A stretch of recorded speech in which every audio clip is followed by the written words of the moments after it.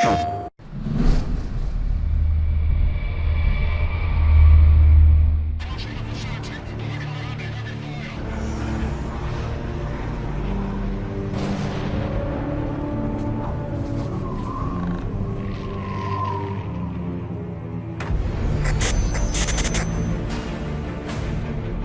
we started this project, we actually looked through, obviously, the previous Killzone games, but also all the backstory that had been created, and there's an enormous depth to the story and the characters involved. I think the really exciting thing is it's a proper Killzone game. It's not Killzone 2 on the Vita, it's not Killzone 3 on the Vita, it's a new Killzone game that's had a lot of effort and time put into it.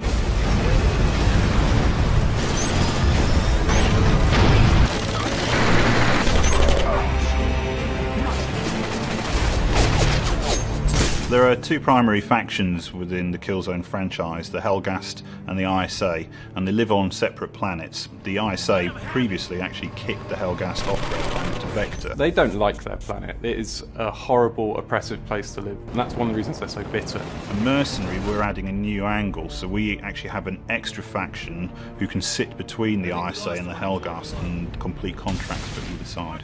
You play as a guy called Aaron Danner, who's an ex-Marine that has now become essentially a gun for hire.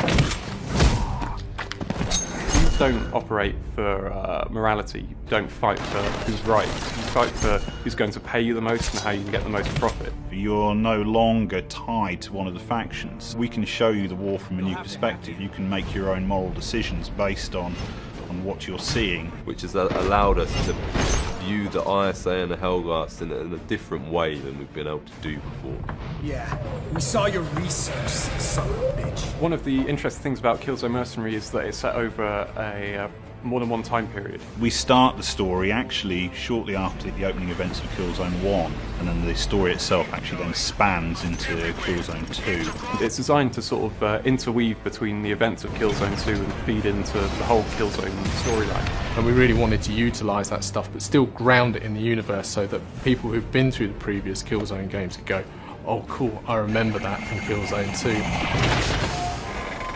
When you're playing as a mercenary and seeing things from that perspective, you'll get an extra bit of insight into how they actually work. One of the things we really wanted to push on was that ambiguity of warfare. You know, it's not always about good guys and bad guys. It's about people being prepared to do terrible things for what they consider to be the greater good.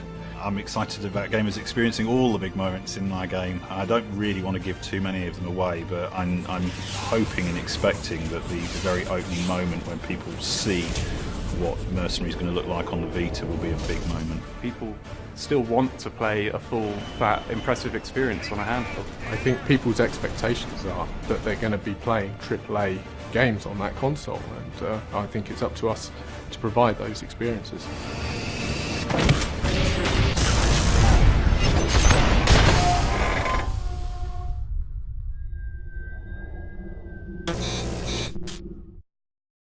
PlayStation